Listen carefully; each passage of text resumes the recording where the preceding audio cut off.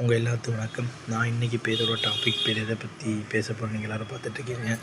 ஈரானுடைய போர் ரொம்ப உக்கிரத்தனமாக போயிட்டுருக்குது. மகாபாரதத்தில் குருஷேத்திர போரை கூட மிஞ்சிரும் போல் ஒரு பக்கம் பாகிஸ்தானுக்கு ஆப்கானுக்கு சண்டை போட்டுருக்குது. அது எப்போவுமே சண்டை போட்டுருக்காங்க, நம்ம கண்டுக்கிறது கிடையாது.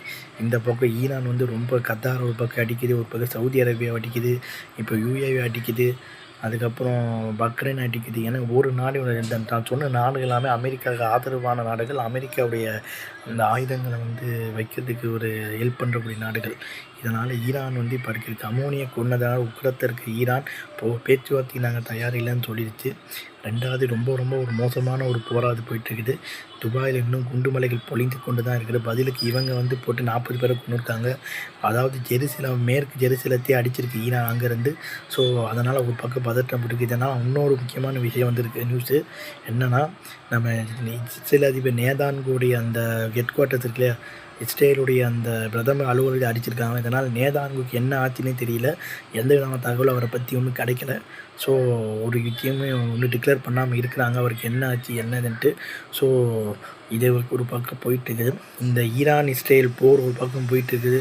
அமெரிக்காவும் நடுவில் இருக்குது. இந்த போர் மிகப்பெரிய ஒரு கொடூரமாக போயிட்டுருக்குது.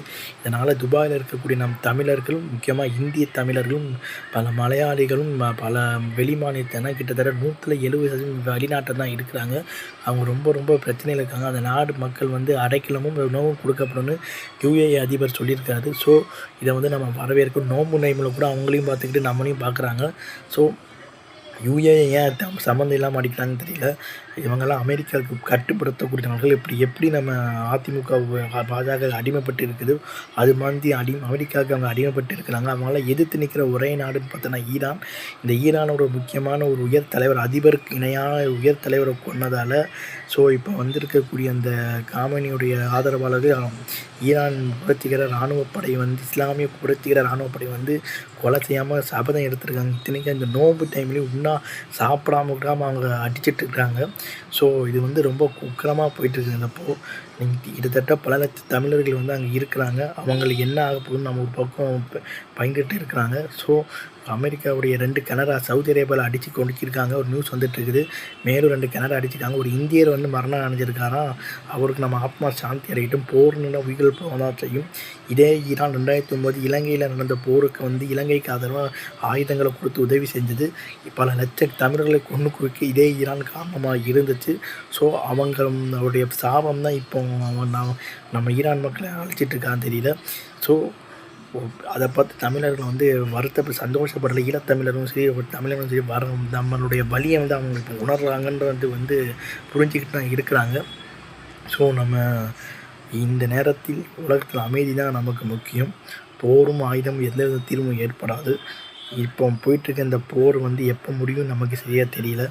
என்றைக்கு தான் இந்த ஆசிய நாடுகள் அமைதியாக இருக்குது தெரியல. ஒரு பக்கம் ரஷ்யா உக்ரைன் சண்டை, பாகிஸ்தான் ஆப்கான் சண்டை, இப்போ ஈரானு இஸ்ரேல் சண்டை. ஸோ அமெரிக்காவோட போர்க்கப்பல் ஒன்று அடித்து நொறுக்கியிருக்காங்க. அது ஒன்று எரிஞ்சிக்கிட்டே இருக்குதுன்னு சொல்கிறாங்க. என்னென்ன மாதிரியான சூழ்நிலைகள் போயிட்டுருக்கு நமக்கு சரியாக தெரியல. ஸோ வரக்கூடிய நியூஸ் ஓமனையும் அடிச்சிருக்காங்களாம். இப்போ நியூஸ் வந்துருக்குது, ஓமன்லேயும் ஒரு ஏரியாவில் அடிச்சிருக்காங்களாம். இப்போ எல்லாமே இந்த தமிழர்களும் மலையாளிகள் அதிகமாக வாழக்கூடிய ஏரியா. இந்த இந்திய அரசாங்கமும் அந்த வளைகுடா நாடுகளோட அதிபர்கள்ட்ட பேச்சுவார்த்தை நடத்திட்டு நம்ம இந்தியர்களை எப்படியாவது சேஃபாக இந்தியா கொண்டு வரதுக்கான நம்ம ஜெய்சங்கர் வெளித்துறை அமைச்சர் பேசி கொண்டு இருக்கிறார். ஸோ நம்மளுடைய தமிழர்கள் முக்கியமாக வரணும். பொழப்புக்கு போனவர்கள் நம்ம டெய்லியும் கஷ்டப்பட்டவங்க மறுபடியும் கஷ்டப்படுறாங்க. ஸோ எல்லாத்துக்கும் சொல்லக்கூடிய ஒன்றே ஒன்று தான், போர்க்காக தீர்வாகாது. நம்மளுடைய வாழ்க்கை சரி, வாழ்க்கையில் ஒரு போரும் ரத்தமும் ஒரு நாளும் தீர்வாகாதுன்றாங்க. ஈரான் இஸ்ரேல் போர் போயிட்டு இருக்குது. ஸோ அமெரிக்காவும் சொல்லலாம், இஸ்ரேலோட ஒரு மகன் தான் அமெரிக்கா, அமெரிக்காவோட ஒரு மகன் தான் இஸ்ரேல். ரெண்டுத்தும் ஒரு நாணயத்தோட 2 பக்கங்கள் மாதிரி. இந்த போர் எப்போ முடிய போகுதுன்னு நமக்கு சரியாக தெரியல. ஸோ $1 விலை இன்றைக்கி $92 ஆகிட்டுருக்குது. கச்சா எண்ணெய் விலை அடித்து நொறுக்கனால கச்சா எண்ணெய் ஏறப்போகுது, பெட்ரோல் விலை ஏறப்போகுது. இது ஒரு பக்கம். அமெரிக்க அதிபர் டொனால்ட் ட்ரம்ப் அவர்களுடைய இந்த ஆணவ பிடிச்ச செயல் தான் இதுக்கான காரணங்கள்ட்டு எல்லாரும் சொல்லுவாங்க. ஹிட்லரை நம்ம அப்போ பார்த்ததுல, ஆனால் டொனால்ட் ட்ரம்ப் முகத்தில் இப்போ நம்ம ஹிட்லரை பார்க்குறோம். அந்த அளவுக்கு உக்கிரமாக போயிட்டுருக்காரு. வெனிசுலா நாட்டு அதிபரை கடத்தி இப்போ அமெரிக்காவோட ஆதரப்பட்ட கவர்மெண்ட்டை இப்போ கொண்டு வந்திருக்காரு.